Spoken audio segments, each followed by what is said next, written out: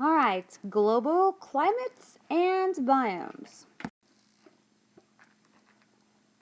In this series, we're going to talk about the unequal heating of Earth.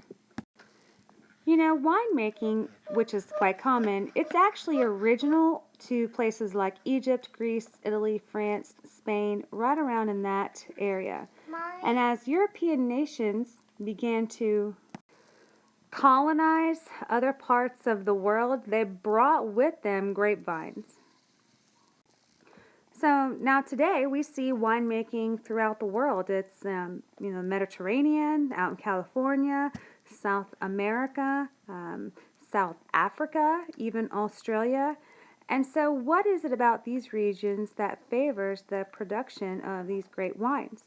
Well, winemaking is critically dependent upon having the proper growing conditions for the grapes. The conditions, they need to be mild, moist winters and hot, dry summers.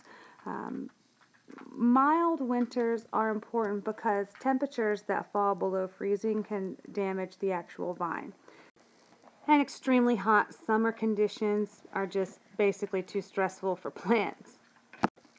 So because wine grapes grow under this narrow range of climate conditions, global climate change is a real cause of concern for wine growers. So these regions where the wine grapes grow, where the best growing conditions are usually situated somewhere between 30 degrees and 50 degrees latitude. They're almost always next to the ocean, and they're typically on the west side of the continents. These similar geographic positions cause them to have air and water currents that produce comparable climates, which produce a stable climate that the grapes like to go in. So because of this, these regions also contain plants that look quite similar to the grapes. And although the plant species in all these different locations, they're not closely related at all, they do have something in common. They are usually pretty drought resistant. They produce a lot of wildflowers and shrubs in those areas too. There was a research study in 2013 by some scientists that evaluated the current conditions in California. California has about 90% or so of where all of the U.S., where our wine is actually produced. And they predicted that many of these vineyards will have to shift, move to like Oregon or Washington by the year 2040 because the ideal conditions for that climate are changing. The wine growing conditions are shifting northward, and this is also seen in France and other parts of the English areas where there are lots of wineries. People are having to move them. And although this is not a tragedy, perhaps, but we're going to lose our oldest alcoholic beverage of wine and winemaking, it does illustrate a couple of things. People having to move. We're basically having to relocate entire vineyards. And it's not really just for the wine grapes. If you can see at the top right hand side, the wine grape looks very different than a table grape. And even though they can be similar in species, we just grow them differently to get them to look like that. So over here on this side, where the grape vines are grown, if you can see, they're like really, really high and kind of close together. That basically shields them a lot from the sun. This is how we get wine grapes. And over in this picture, this might be a little harder to see, they're more spread out, like perhaps they look a little fluffier. Like we've basically taken the grapevine and kind of stretched it out a little bit to make it look a little wider. These oftentimes produce table grapes. The only reason I know this is because when I lived in South Africa, we were driving by a lot of the vineyards, and the guy was telling me about what grapes to steal. He's like, you don't want to steal the ones where they grow really closely together like this, because those are wine grapes and they taste horrible. I mean, look at what they look like when they come out of the vineyard. and you want to steal the ones where sometimes they shade it, but they also like spread them out more like a tree. Um,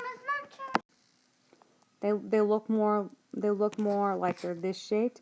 He said, yeah, so steal those because those are the good ones. Those are the table grapes, and they grow them side by side, so it's hard to tell which one's a vineyard and which one's a table grape. I don't know, the things you remember. All right, so enough of my vineyard soapbox. Let's talk about climates and biomes. So to clarify, climate is the average weather conditions that occur in an area like over a very long period of time. That would be climate. Weather is the short-term process, the short-term condition of the atmosphere in a more specific area.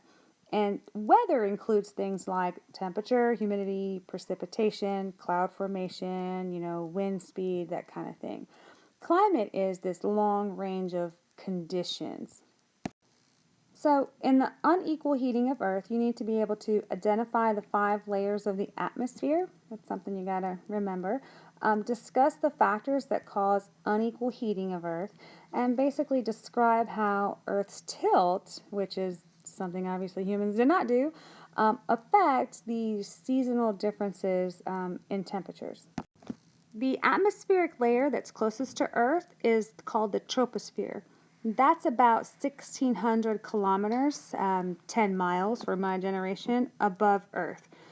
That is the densest layer of atmosphere, and that's the layer that has the most nitrogen, oxygen, and water vapor. So the troposphere experiences a great deal of circulation of liquids and gases, and that's the layer of the atmosphere where weather occurs. Air temperature in the troposphere, decreases with distance from Earth's surface. So as you get higher, it gets cooler. Directly above the troposphere is the stratosphere, and that extends roughly 16 to 50 kilometers above Earth's surface, so 10 to 31 miles high. The stratosphere is, less dense than the troposphere, of course. That's where we find ozone. If you've never thought about ozone before, it is this pale blue gas that's composed of 3 oxygen molecules attached to each other. So that's O3, and that essentially forms most of the layer of the stratosphere. Beyond the stratosphere is the mesosphere, and then the thermosphere, and then the exosphere. The atmosphere pressure and density in each of these layers continues to decrease as we move towards the outer layers.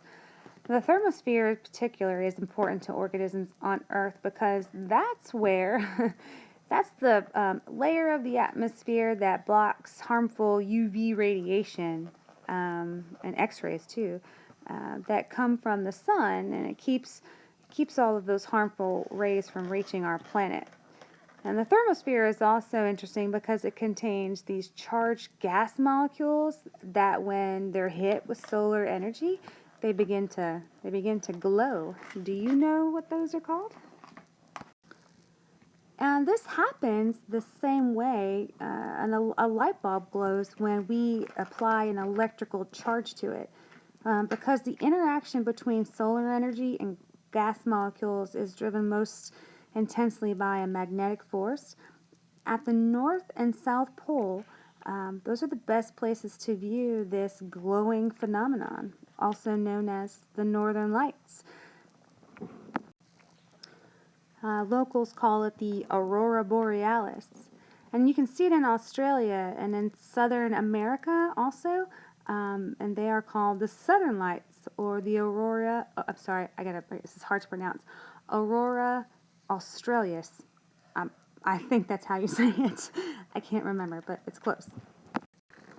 So now that you understand a little bit about the layers of the Earth's atmosphere, perhaps you can understand that as the sun's energy passes through the atmosphere and it strikes land and water, it warms the planet's surface.